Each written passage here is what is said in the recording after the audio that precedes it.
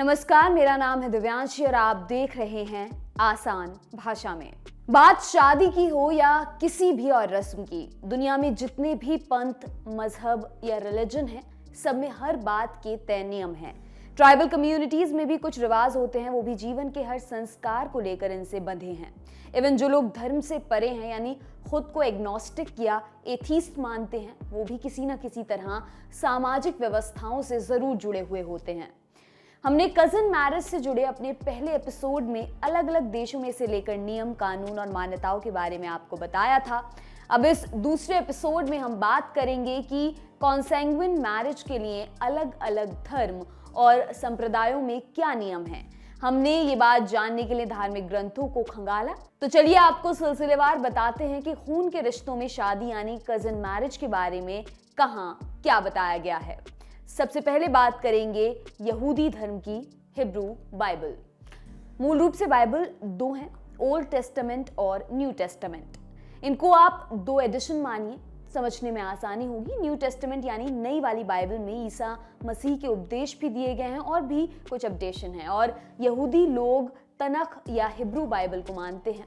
ये old testament का ही दूसरा रूप है। हिब्रू बाइबल असल में कई किताबों का संकलन है, जैसे तोरा, नवीम, केतविम, इनके भी अंदर कई और किताबें हैं। जहां तक कजिन मैरिज की बात है, हिब्रू बाइबल में जिस तरह के रिश्तों को लेकर प्रतिबंध की बात की गई है, उनमें कजिन मैरिज शामिल नहीं है, यानी इसको लेकर कोई मनाही नहीं है। हालांकि मोसेस यानी मूसा द्वारा हिब्रू भाषा में लिखित लेविटिकस में कुछ लिस्ट दी गई हैं। स्पेसिफिकली कहें तो लेविटिकस 18 में इनके मुताबिक सगे भाई बहन, पिता की बहन, माँ की बहन जैसे रिश्तों में सेक्सुअल रिलेशन बनाने की सख्त मनाही है। यहूदियों के शुरुआती इतिहास से जुड़े हुए कुछ नामों की डिटेल्स में कई जगह कजिन मैरिज की मिसालें मिलती हैं, जैसे आइजैक, जो कि इजराइल की 12 शुरुआती ट्राइब्स के ग्रैंडफादर माने जाते हैं। उन्होंने रेबेका से शादी की, जो उनकी कजिन थी। बेटे जैकब ने भी लिया और रचेल से शादी की, दोनों ही जैकब की फर्स्ट कजिन थी। जेलोफेहाद के मरने के बाद उनकी 5 बेटियों की शादी भी जेलोफेहाद के भतीजों से हुई। यूं तो ये पुराने वक्त की बातें हैं, लेकिन इनसे साफ हो जाता है कि यहूदियों में कजिन मैरिज को लेकर कोई मनाही नहीं है। और आज की बात करें तो इजराइल के हब्बानी यहूदियों में करीब 55% शादियां फर्स्ट कजिन्स के बीच होती हैं। समारेंटिस यहूदियों में भी हाई इनब्रीडिंग रेट है, करीब 40% समारेंटिस की शादियां फर्स्ट कजिन्स के साथ हुई हैं। अब बात करेंगे ईसाई धर्म की। ईसाई धर्म 3 मतों में बटा है, रोमन कैथोलिक, प्रोटेस्टेंट और ऑर्थोडॉक्स, और तीनों में तमाम मुद्दों पर हमेशा गतिरोध रहा है। सो कजिन मैरिज को लेकर भी राय तीनों में अलग अलग है। रोमन कैथोलिक ईसाई धर्म में कजिन मैरिज को लेकर मिसालें वक्त के साथ बदलती रही हैं। रोम में ईसाईयत की शुरुआत के वक्त फर्स्ट कजिन मैरिज की अनुमति थी। उदाहरण के लिए पहले रोमन क्रिश्चियन सम्राट एम्परर कॉन्स्टेंटाइन ने अपने बच्चों की शादी अपने सौतेले भाई के बच्चों से की थी, लेकिन इसके बाद 506 ईस्वी में फर्स्ट और सेकंड कजिन मैरिज पर बैन लगा दिया गया। 11वीं सदी आते आते ये बैन 6 कजिन तक बढ़ा दिया गया। हालांकि कई बार रियायतें दी गई और साल 1917 तक दोबारा कैथोलिक चर्च की तरफ से थर्ड कजिन तक शादी की अनुमति दे दी गई। और इसके बाद साल 1983 में आए लॉ के मुताबिक सेकंड कजिन मैरिज और कुछ व्यवस्थाओं के साथ फर्स्ट कजिन मैरिज की अनुमति भी दे दी गई। शुरू की बात करें तो फॉल ऑफ रोम के बाद कैथोलिक कजिन मैरिज पर पाबंदियां बढ़ने की कई वजहें बताई जाती हैं। एक एक्सप्लेनेशन ये दिया जाता है कि चर्च की नीतियों पर जर्मन इफेक्ट आ रहा था। अमेरिकी प्रोफेसर जॉर्ज एलियट हावर्ड के मुताबिक ट्यूटोनिक आक्रमण से पहले तक चर्च ने रोमन कानून और रिवाज का पालन किया, उसके बाद जर्मनों को स्वीकार कर लिया गया। हालांकि दूसरी ओर इसके ठीक उलट तर्क भी दिया गया है, ये कि कजिन मैरिज पर रोमन चर्च का प्रतिबंध स्थानीय जर्मनों के रीति रिवाजों के खिलाफ एक रिएक्शन था और किंग पेपिन द शॉर्ट रईसों में होने वाली कजिन मैरिज को अपने खिलाफ एकजुट होती हुई ताकत के तौर पर देखता था। उस दौर में कजिन मैरिज पर बैन को लेकर कारण जो भी हो, लेकिन ये बैन 5वीं सदी तक रहे, जिन्हें सेंट ऑगस्टाइन ने आगे बढ़ाया। सेंट ऑगस्टाइन ने लिखा, एक ही व्यक्ति को स्वयं कई रिश्तों को बनाए नहीं रखना चाहिए, बल्कि रिश्तों को ज्यादा लोगों के बीच डिस्ट्रीब्यूट करना चाहिए और इस तरह सामाजिक हितों के लिए ज्यादा संख्या में लोग एक साथ आएंगे। लेकिन 13वीं शताब्दी के बाद से कैथोलिक चर्च ने कजिन मैरिज को सिविल लॉ के हिसाब से नॉर्मलाइज कर दिया। प्रोटेस्टेंट क्रिश्चियन चर्च सामान्य तौर पर कजिन मैरिज की अनुमति देता है और इस पर बैन लगाने के मामले में कैथोलिक चर्च की निंदा करता है। मार्टिन लूथर और जॉन केल्विन ने कजिन मैरिज को लेकर कैथोलिक चर्च की आलोचना की है। मार्टिन लूथर के मुताबिक कजिन मैरिज पर कैथोलिक बैन सिर्फ चर्च का एक्सप्रेशन है, ना कि कोई डिवाइन लॉ, और इस बैन को हटाया जाना चाहिए। इन्हीं आलोचनाओं के लिहाज से प्रोटेस्टेंट चर्च कजिन मैरिज की अनुमति देते हैं। ज्यादातर अमेरिकी संप्रदाय जैसे बैप्टिस्ट, पेंटिकोस्टल, लूथरन, प्रेस्बिटेरियन और मेथोडिस्ट प्रोटेस्टेंट चर्च के निर्देशों को मानने वाले हैं। किंग हेनरी VIII के शासन के दौरान एंग्लिकन कम्युनियन की स्थापना हुई। इस संप्रदाय में भी कजिन मैरिज को लेकर मनाही नहीं है। वहीं eastern Orthodox church second cousin तक शादी को उचित नहीं मानता, जबकि साइप्रस की ऑर्थोडॉक्स चर्च द्वारा साल 2010 की लेटेस्ट कॉन्स्टिट्यूशन के मुताबिक सेकंड कजिन तक भी शादी की छूट है। अब बात करेंगे इस्लाम धर्म की। मुसलमानों की पवित्र धार्मिक किताब कुरान में फर्स्ट कजिन मैरिज को लेकर कोई प्रतिबंध नहीं है। हमने थोड़ा खंगाला तो islamonline.net पर एक आर्टिकल हमें मिला। इस आर्टिकल में Islamic society of North America के former president doctor Muzammil Siddiqui का एक स्टेटमेंट है। मुजम्मिल कहते हैं कि सूरा अन-निसा की 22 से लेकर 24वीं आयत में अल्लाह द्वारा उन महिलाओं का जिक्र किया गया है जिनसे शादी या सेक्सुअल रिलेशन की मनाही है।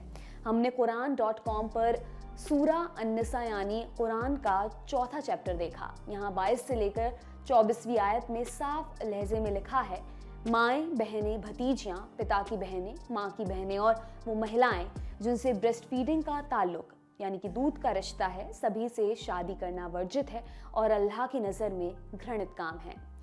मुजम्मिल सिद्दीकी कहते हैं कि इन प्रतिबंधों के अलावा एक मुसलमान जिसकी अल्लाह में आस्था हो वो अपनी फर्स्ट कजिन से शादी कर सकता है। सूरा अल-अज़ाब में अल्लाह प्रॉफिट मोहम्मद से कहते हैं कि वे पितृपक्ष या मातृपक्ष की कजिन से शादी कर सकते हैं। मोहम्मद के अलावा वो हर व्यक्ति जो अल्लाह में ईमान यानी भरोसा रखता है वो भी कजिन मैरिज कर सकता है। मोहम्मद के समय से ही मुस्लिमों में फर्स्ट कजिन से शादी की प्रथा रही है। lastprophet.info और ऐसी ही तमाम वेबसाइट्स के मुताबिक मोहम्मद ने स्वयं अपनी क्रॉस कजिन ज़ैनब बिन्त जाश से शादी की थी। इसके अलावा भी बहुत उदाहरण हैं, जैसे अली और फातिमा की शादी भी कजिन मैरिज के ही दायरे में आती है। हालांकि दो सुन्नी फिरके शफी और हम्बली इसे मरूख मानते हैं यानी नापसंद करते हैं।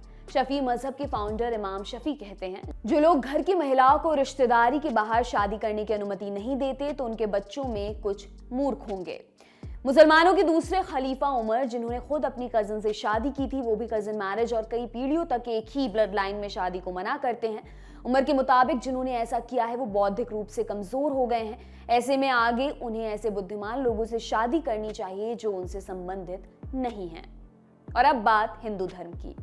हिंदू मैरिज एक्ट पिता के पक्ष में 5 और मां के पक्ष में 3 पीढ़ियों तक शादी की अनुमति नहीं देता, लेकिन कुछ कस्टम्स में क्रॉस मैरिज यानी मां के पक्ष में फर्स्ट कजिन मैरिज को परमिशन दी गई है।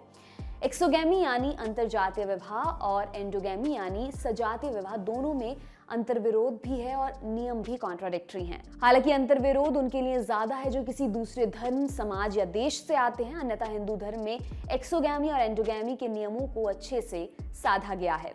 ऐसे समझिए कि एक तरफ हिंदुओं में अंतरजातीय विवाह यानी दूसरी जाति में विवाह को ठीक नहीं माना जाता और दूसरी तरफ सजातीय विवाह के बारे में आम मान्यता ये है कि ब्लड लाइन कनेक्शन ना हो यानी समगोत्रीय विवाह भी ना हो। समगोत्रीय हैं, शादी नहीं हो सकती, ये एक लाइन आपने खूब सुनी होगी।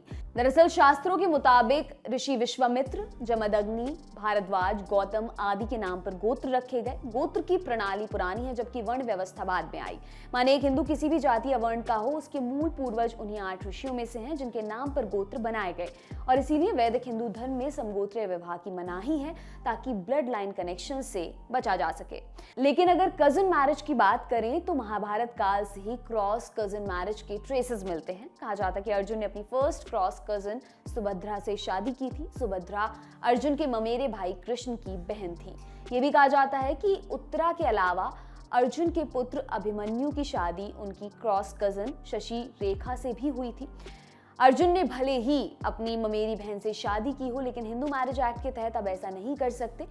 हिंदू मैरिज एक्ट को हमने पहले एपिसोड में अच्छे से जानने का प्रयास किया था और कानून और धर्म के चलते क्रॉस कजिन से शादी करने के कई बार ऐसे मामले आए हैं जब विवाह करने वालों को धर्म तक बदलना पड़ा।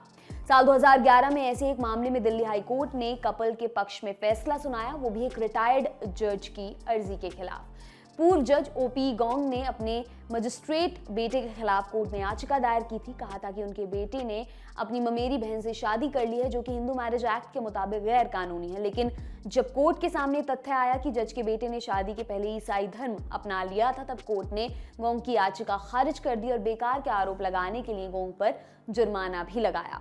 हिंदुओं में पिता के पक्ष में कजिन मैरिज का प्रतिशत तो ना के बराबर ही है, लेकिन हिंदुओं में जियोग्राफिक डाइवर्सिटी धार्मिक मामलों में भी लागू होती है। उदाहरण के लिए दक्षिण भारत के ब्राह्मणों में फर्स्ट कजिन मैरिज होती रही है। अब अन्य धार्मिक मान्यताओं के बारे में भी जान लेते हैं। बुद्धिज्म स्टैंड पॉइंट के मुताबिक पत्नी के अलावा किसी अन्य से संबंध होना 5 परसेप्ट्स यानी पंच उपदेशों के खिलाफ है। सेक्सुअल मिसकंडक्ट को लेकर इन्हीं में से तीसरे उपदेश में निर्देश दिए गए हैं। और जहां तक कजिन मैरिज का सवाल है, बौद्ध धर्म में कजिन मैरिज को लेकर कोई विशेष रोक या प्रावधान नहीं है, लेकिन यहूदी और मुस्लिम धर्म की तरह यहां भी एक सेट ऑफ रिलेशन में सेक्सुअल मिसकंडक्ट की सख्त मनाही है। सिख धर्म में बड़े पैमाने पर एक ही वंश में शादी को लेकर प्रतिबंध हैं। तो ये थे कजिन मैरिज को लेकर अलग अलग धर्मों के प्रावधान। हालांकि कई बार कजिन मैरिज को लेकर धार्मिक प्रतिबंधों के पीछे यह तर्क दिया जाता है कि ईश्वरीय विधान और धर्मों में वैज्ञानिकता है। धर्मवेत्ताओं को मालूम था कि एक ही ब्लड लाइन में शादी करने से होने वाली संतान शारीरिक और मानसिक रूप से दुर्बल होती है, उसमें जेनेटिक डिसऑर्डर्स आ जाते हैं। अब ये सूडो साइंस है या वाकई सच, ये हम अगले पार्ट में डिस्कस करेंगे। आपके लिए तमाम जानकारी लाए हैं हमारे साथी शिवेंद्र। देखते रहिए दी लल्लन टॉप। शुक्रिया।